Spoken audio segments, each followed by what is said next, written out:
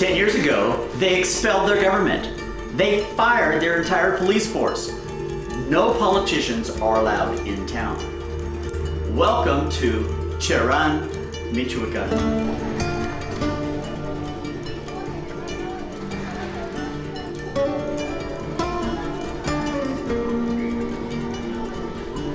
Hey everybody, I'm Andy and thank you for tuning in to the Timeless Travel Club, where I travel Mexico sharing my experience so that you can have a better idea on where you would like to work remotely, or where you might want to relocate and retire in Mexico, or even if you're looking for a vacation destination in Mexico, this is the place to be.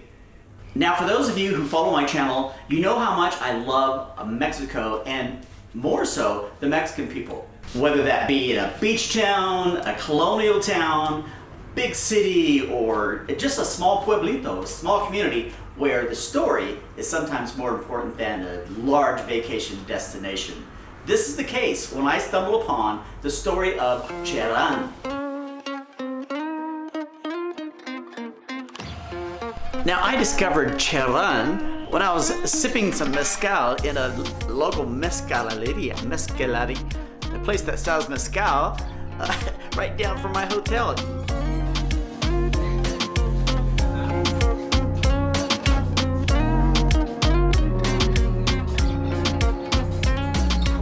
There's a few guys in there, having a conversation in Spanish, and I was picking out a few words that kind of sounded interesting to me. They noticed that their conversation caught my attention, so they switched over to English. I was shocked. They were telling me all about the celebration that they had every year, and they were going. And they wanted me to go with them. They invited me. Once they found out that I had a YouTube channel, they were all in.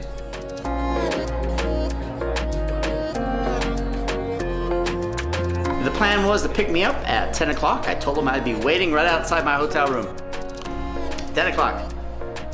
Outside my hotel room. I waited. And I get stood up. So that was not gonna stop me. I needed to go to this place. So I walk into my hotel, they arrange a driver for me. They were really good about that. And off I go to the celebration of self-governance in the little town of Cheran. Cheran was about an hour's drive northwest of Pátzcuaro, where I was at the time. It was a nice scenic drive with the common views that you would see only in Mexico. We traveled through a couple of other smaller towns. There were just a few curvy roads, but overall, it was a nice drive. Now, I don't know about you guys, but I found this story to be so compelling. Self-governance? Kicking the government out of town? Now that there is interesting. I don't care who you are.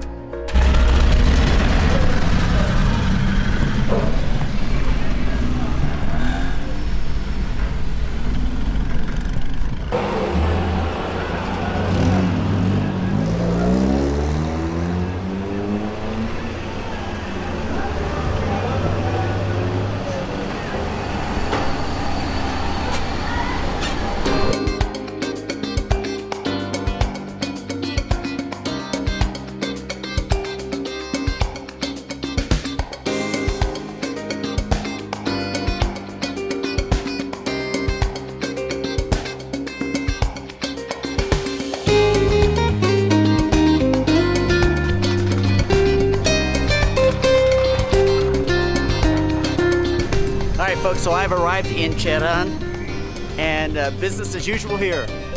Because of the pandemic, everything's closed. All the promises and stories, the expectations that were set last night, it's not gonna happen. It still was a great experience. The story is amazing, and I hope they can continue to self-govern themselves like they have in the past 10 years. So, yeah, this is a typical pandemic enigma.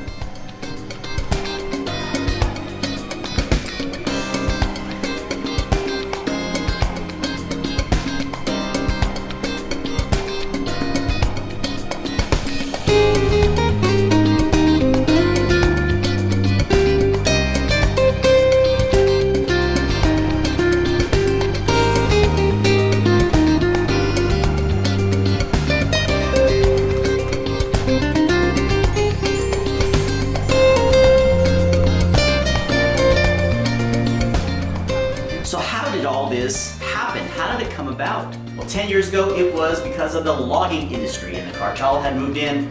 Logging is their source of income for this little town. The cartel took that all away from them.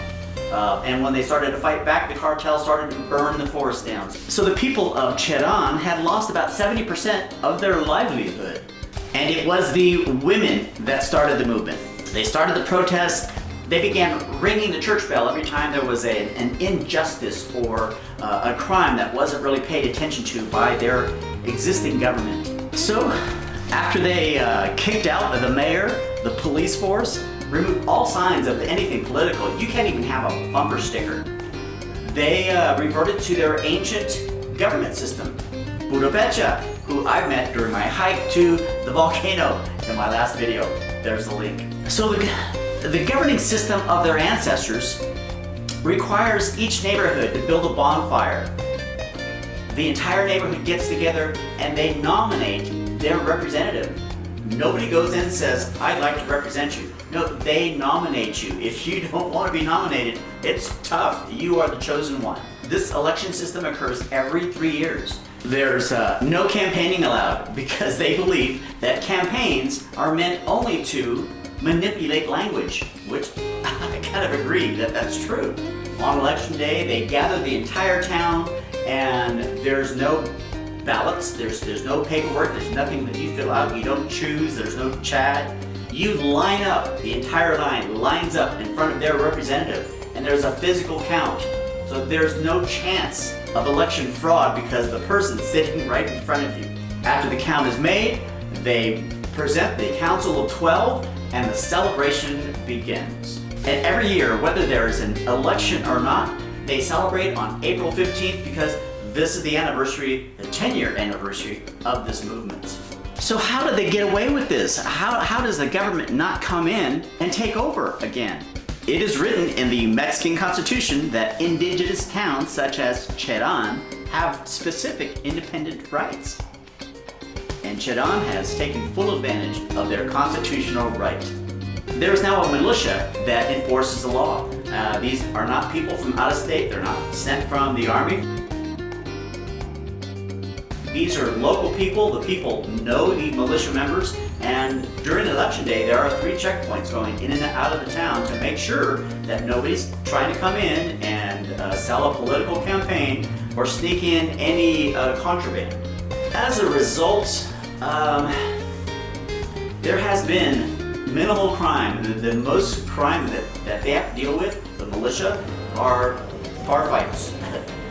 There have not been murders or kidnappings, unlike the state that they live in, the Michoacán, who suffers greatly at times.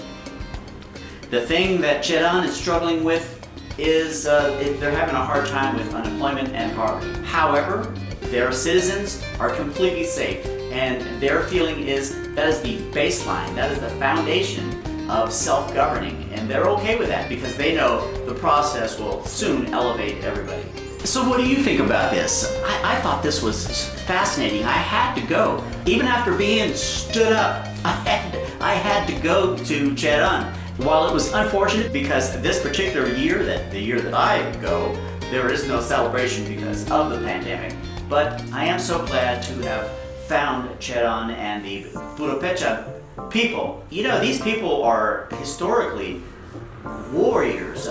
Way back when Cortez had volunteered the Aztec army to sweep through Mexico to expedite the conquest, it was the Purupechans who not only stopped the Aztecs, but defeated their army. They were the only native people that were able to accomplish this. Okay folks, so I am interested to know what you all think about the Cheran people in the state of Michoacán in their self-governance, in their attempt to self-govern. Please leave me a comment below, let me know what your thoughts are, and if you've made it this far into the video, I want to thank you so much. Go ahead and give me a like if you appreciate the work, and I'm going to be in the state of Michoacán for the next couple of videos, I do believe. So if you're out there traveling, please be safe and make sure that your travels are timeless. Alright, see you in the next video. Ciao. And every year, whether there's an election, well, it is written in the Mexican Constitution that